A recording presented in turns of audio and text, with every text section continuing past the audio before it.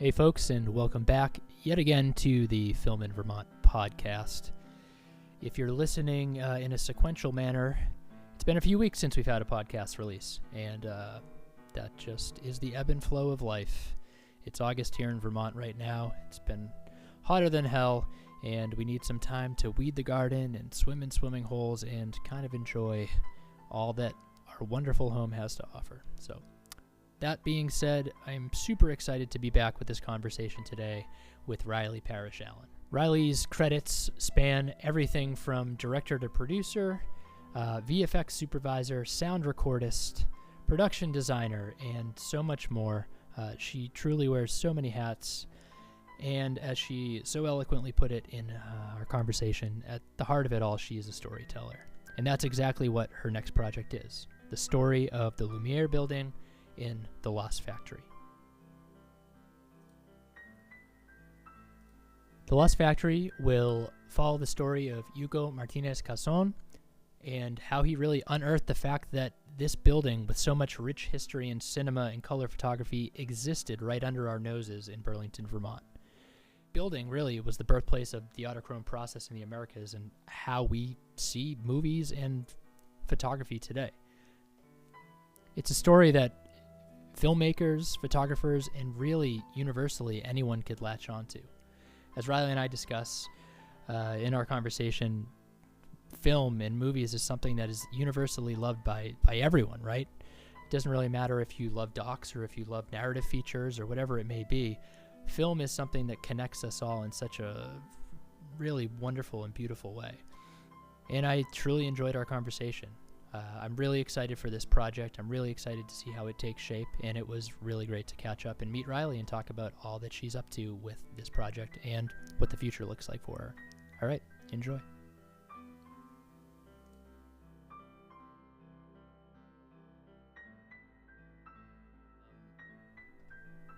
Yeah, I guess just to give you kind of like the pitch of why I'm doing this, it's kind of like supposed to be a companion piece to the Film in Vermont database website that was launched earlier this year, and just collect perspectives from people that are making work here, because it is something that we hear over and over again, that it's a challenge. It can be challenging because we don't have, particularly with like narrative work, because we don't have tax incentives in the state. We don't have a ton of legislative support. It's not the biggest state, but people are separated out quite a bit in their own nooks and crannies up in the hills and stuff like that. So it's really, that's like kind of the purpose of this, and selfishly allowing me to talk to creative folks and kind of get their insight on like why do you love making work here, and also what are the biggest challenges. And kind of how I've been starting everything is allowing you to give the elevator pitch about what you do and what you see yourself as within the film landscape, because I could ask 27 different DPs like, oh, you're a DP, what do you do? And you would get 27 slightly different answers, I would imagine. And you seem to be somebody that wears a whole lot of different hats. Just looking at like your credits, like a ton of commercial work, some horror shorts where you, I think, did most everything, 90% of the work on it. And then also you made a doc about the opioid crisis. So like very kind of timely and critical stories that you're trying to tell. So, what do you see yourself as?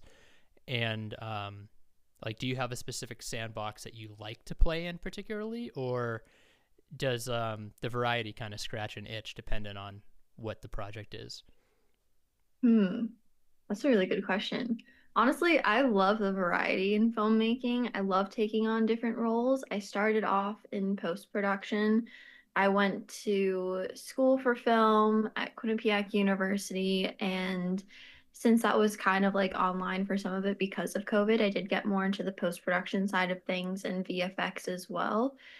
But I've always been drawn to being on set and being alongside like the actors and the crew and watching everything unfold in real time.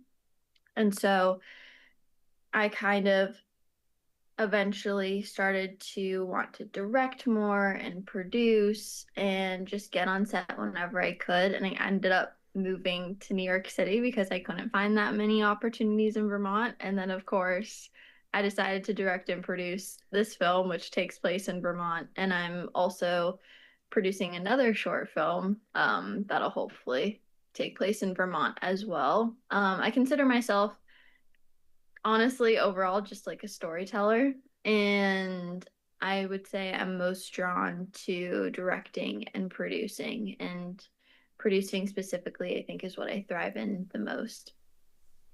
And I think that, you hit on something that's, sadly a story that we hear all too often is people either have connections to the state because they were born here or they moved here. I mean, there was a large influx of people around the time of COVID that were coming from New York or from Boston or wherever it may be, or LA even. Yeah. And yeah, like, so what is your connection to Vermont, and why is it important to Right. tell Vermont stories for you? Yeah, I was born in Vermont, born and raised in Essex, and ever since, oh my gosh, ever since I can remember, I think around like 9 years old, I got my first camcorder, and I would just be, shooting little films in the woods with my brother. I think we made like our first feature film together when we were like 10, which was so much fun. And then in high school, I was lucky to go to a school with a film program, Essex High School, and that's when I was kind of inspired. I was hearing so much about the opioid epidemic from people that were just being directly affected by it. And my dad was working in the ICU, and he would come home with stories. And I just felt like it was something that was really affecting the Vermont community. And I wanted to be able to make a documentary that would connect with everyone and hopefully bring a little bit more awareness to what was happening. And so that was like the first like story I really like told in Vermont. And there are so many stories in Vermont to tell, and there's so many incredible creative people that I've gotten the chance to meet. I think it is like a little bit sad that we don't have much of a film industry because I did eventually have to move to like New York City. But there are still like a lot of opportunities. I feel like you just have to like dig a little deeper to find them and know, your people in Vermont. Totally. And so the project you're working on now that you're most like all in on, is the Lost Factory, which I think it's obviously it is a Vermont story because of the fact that the factory from the Lumiere Brothers is located here. Yeah, But it's also a story that I think anyone with, and I think that like no matter what side of the political spectrum you're on or whatever, like movies to me are something that, or film to me is something that brings everyone together. Like no one hates movies, right? We all love exactly. movies. And so it's something that people that are interested in photography, people that are interested in cinema, and for folks that don't listening, the brothers were essentially like they invented projection as we kind of know it today Mhm. and making it more of a feasible scale, and also like are two of the most important and most significant figures in the history of film and bringing it to like a mass audience. But for you, like what, maybe tell me a bit about how you came to know about the factory, and what was it that really kind of grabbed you and said, what, I want to put in the work to make a film about this.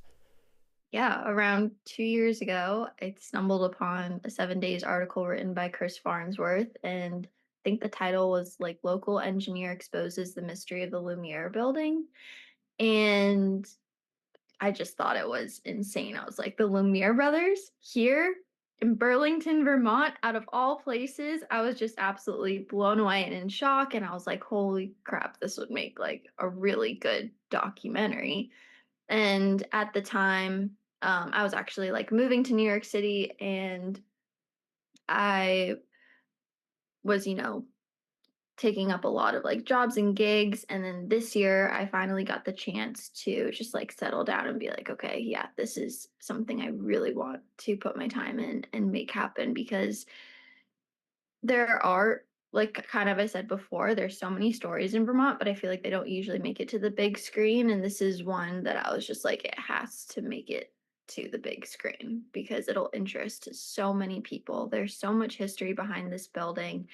And Hugo Martinez Kazan, who discovered that this was the Lumiere. This is the last Lumiere factory in the whole entire world. He's just been such a pleasure to work with, and his story is incredible. So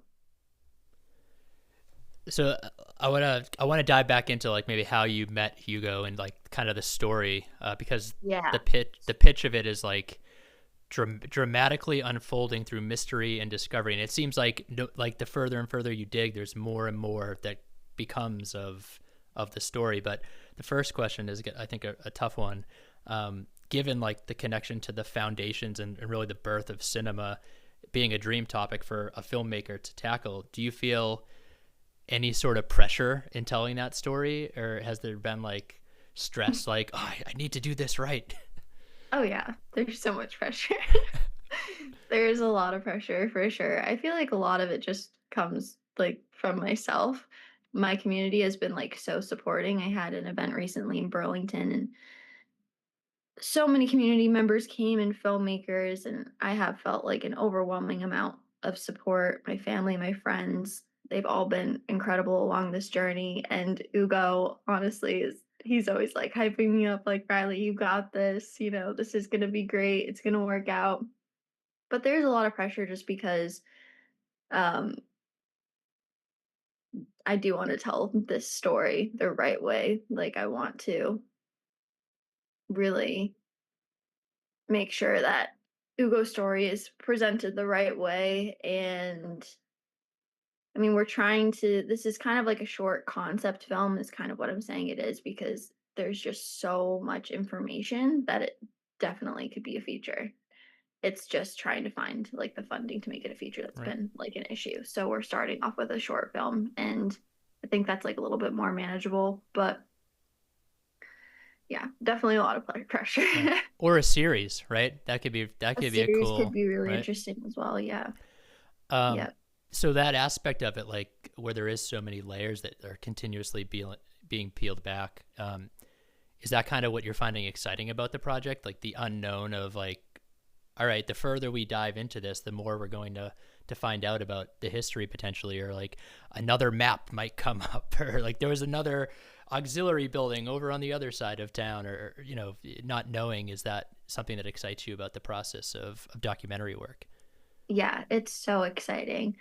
I think going into this, I didn't want to just be focused on the past and everything Ugo had discovered, but to also focus on what he is currently discovering, because every day he'll email me like, Riley, I just discovered this. Riley, I found this. And it's been so like it's been such a pleasure to see all of that unfold.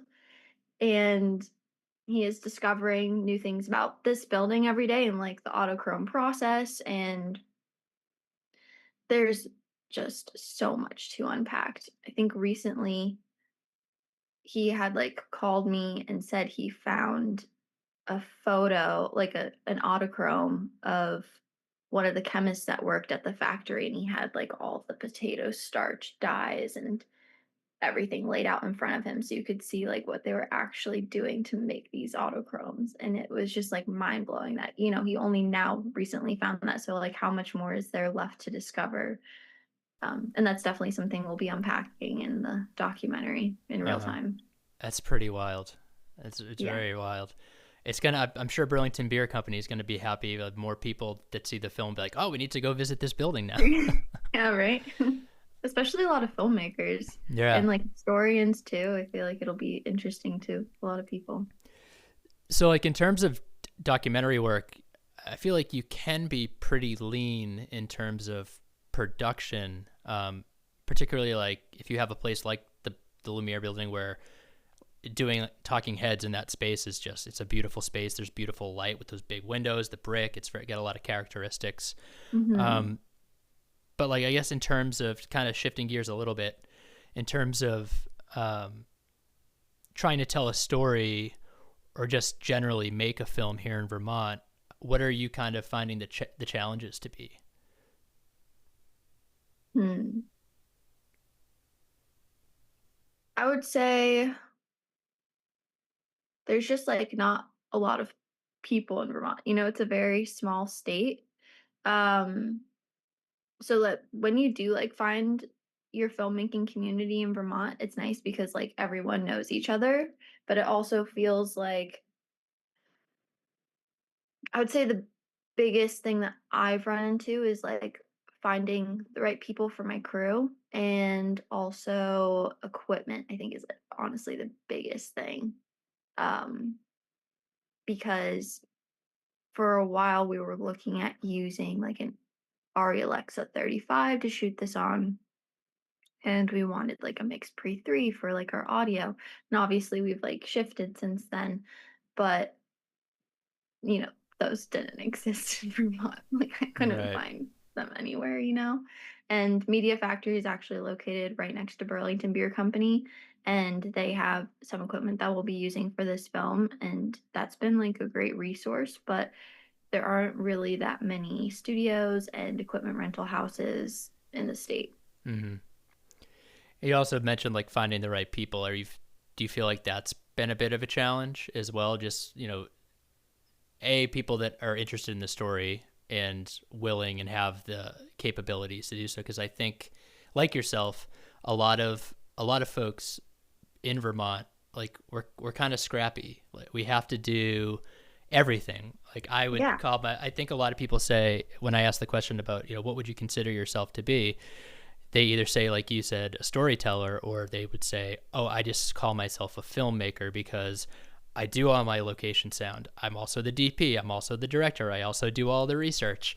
Right. So do you finding like people with specialization of like just a sound recordist or just a DP to be a challenge for you? Yes, Mm-hmm. definitely. Definitely. I think that is a challenge that we've run into for sure. Um, I've seen like I went to like Burlington recently and met with our gaffer, and he only knew like one sound recordist, and he's like done a lot in the Vermont film industry. I was like, wow, that's kind of crazy. And I had just met somebody through Media Factory, and I had mentioned that to him, and he was like, "Oh my gosh, there's another sound recordist here. There's another sound mixer. Whoa, who are they?" Mm-hmm. Um, and that just kind of like put things into perspective for me, because it is really difficult, I would say, to find like crew members. Our DP is coming from out of state from Connecticut because I actually went to school with him and we've Mm-hmm. worked on other projects before, and I really wanted him on this project, but I'm trying to hire um like the rest of the crew like in state. Um, so yeah, if you're listening to this and you want to be on our crew, we're still looking for a production assistant. Um, yeah. Yeah, that was going to be another question I wanted to ask because I know that you just successfully ended your Seed and Spark campaign, right? Yes. So congratulations. Thank you. But if folks want to still contribute or help or get involved, what's the best way to go about doing that? Like if they still want to donate funds or they want to like come and hold a boom pole or something like that. Yeah. I mean, there's so many ways to get involved with this film. And you know, if you're in the film industry in Vermont and you just want to talk about ways you can get involved, you can always email me, Riley, RILEY PARRISHALLEN @gmail.com. I know it's a long email. Um, but there are like other ways to get involved too. We're trying to get like discounts on catering and getting like local businesses and restaurants involved as well to help this film throughout production. And we are still funding for post production now. We have our budget secured for production, but we're starting to get into more of the funding for post production. We're going to be applying for more grants, and um I would say like the best way to donate is just like contacting me because there's different ways. We have partnered with Vermont International Film Festival as our fiscal sponsor. So you can make tax deductible donations through them, or you can just Venmo me and I'll add it directly to our production bank account. Yeah. That's great. Do you think like doc storytelling is kind of where your heart lies for the foreseeable future? Is that kind Yes. of where your head's at the moment in telling stories and like real stories rather than narrative fiction? Yeah. I feel like I've always been drawn to documentaries, and honestly, like growing up, it's never where I saw myself. I originally wanted to be like an actress, and then I was like, oh, I want to be an editor. I want to do like green screen stuff and make like Marvel movies. That'll be so cool, you know? Um, but when I made my first documentary about the opioid crisis and created some like long-lasting relationships with the people in that film and saw how it directly impacted the community, I just knew that it was something that I wanted to do for the rest of my life. And then when I got to college, I wasn't really making documentaries, and now it's definitely something that's on my radar and I want to make more of, just because it really is just it's kind of just like a heartwarming experience to, make one.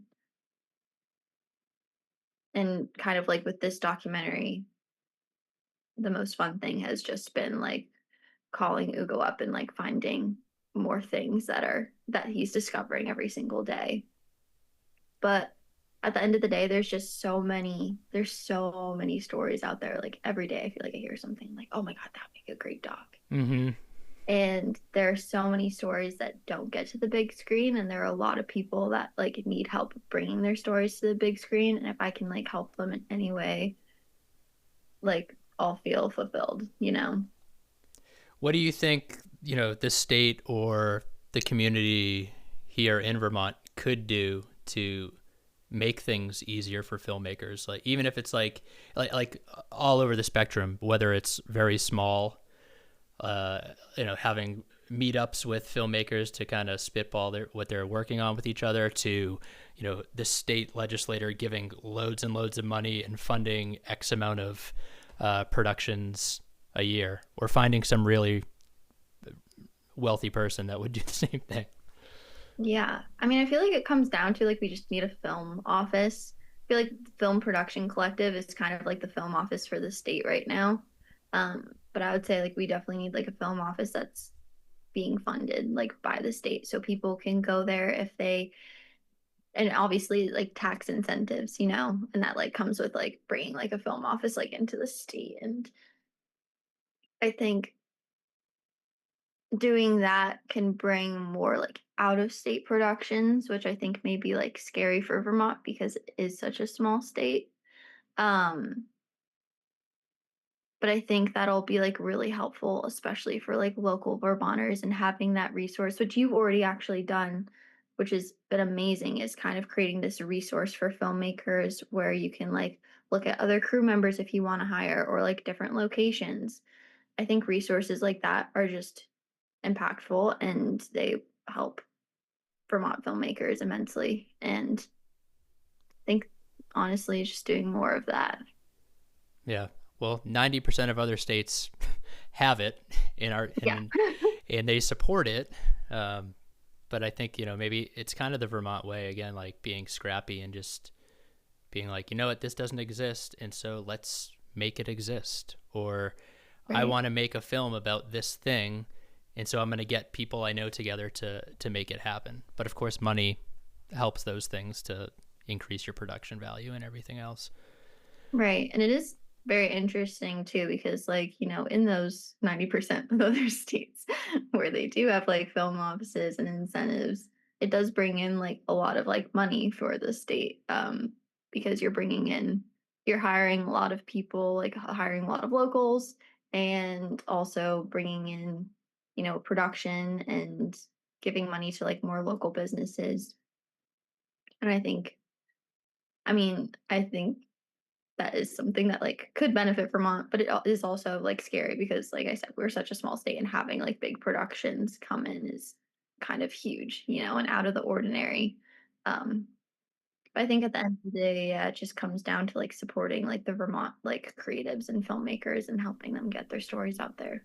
Yeah, and I'm not sure, given that like this is in Burlington, that, Mm, there at least is some infrastructure there. And I think the big thing we don't have, I worked on a rather large project that shot 2 summers ago here in Corinth, and we don't have the infrastructure to have 100 crew members or Right. we don't have nice hotels that Jenna Ortega and Winona Ryder want to stay at.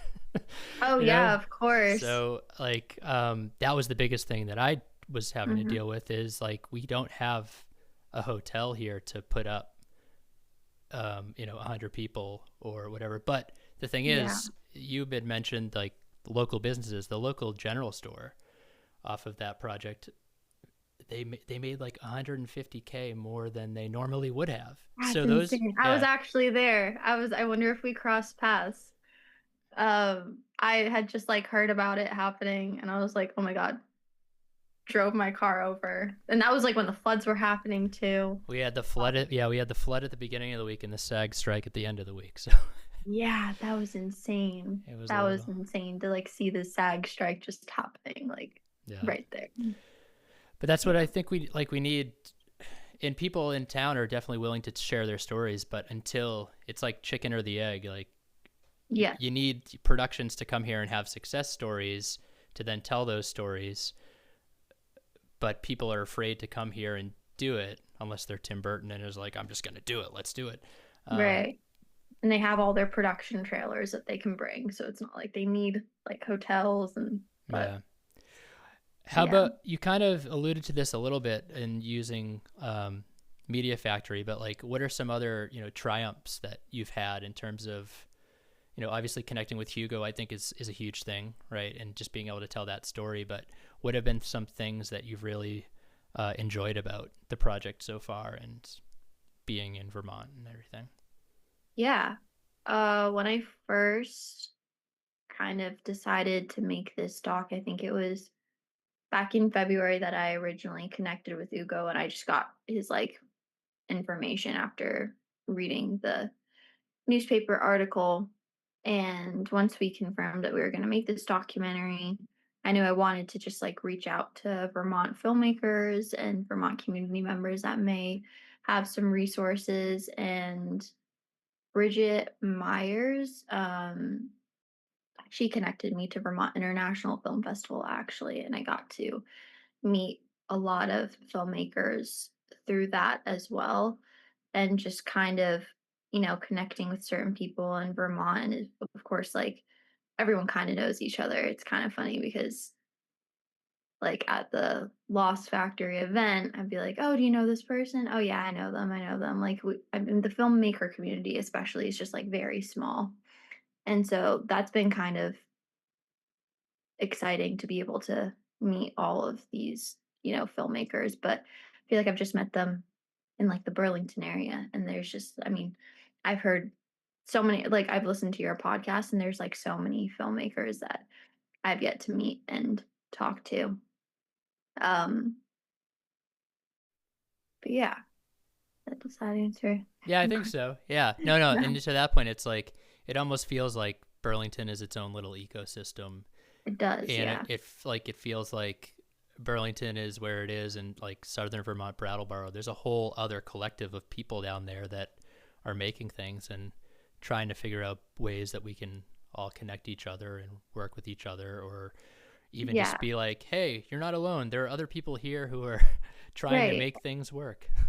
Yeah, I feel like that's the beautiful thing about Vermont is that people are constantly helping each other and wanting to help each other for like literally nothing in return. It's just such a beautiful community we have here. And I think like that's definitely been like you said, like one of the biggest triumphs with this is just being able to see all the support and excitement for a film like this.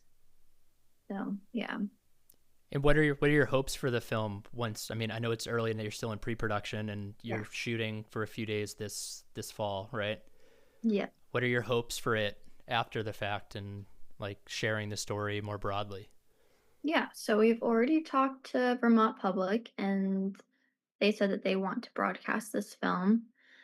I would like to enter into more local film festivals, but also I feel like this is just like such a huge story and I want it to be shared outside of Vermont too and be like, hey, Lumiere Brothers were in this, little state. They were here.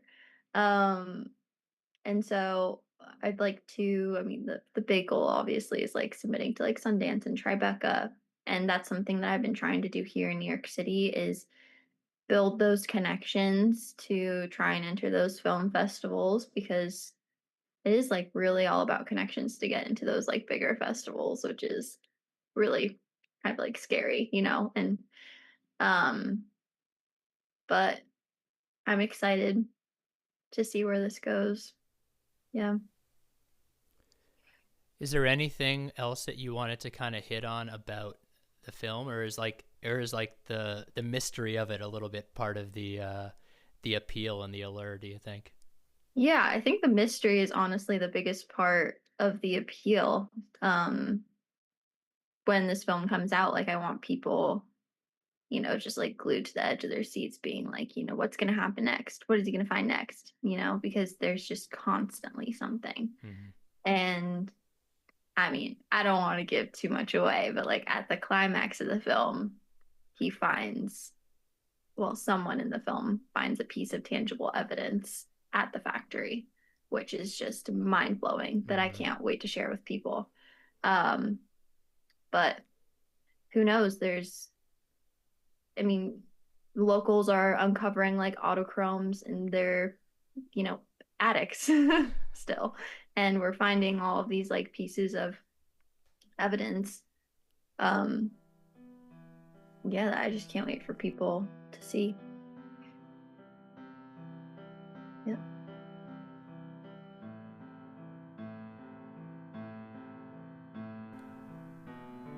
And there you have it. Thank you all again so much for tuning in. Thank you to Riley for taking the time. As we had mentioned in our conversation as well, if you want to support The Lost Factory, we got a couple of links that will be in the description of this episode.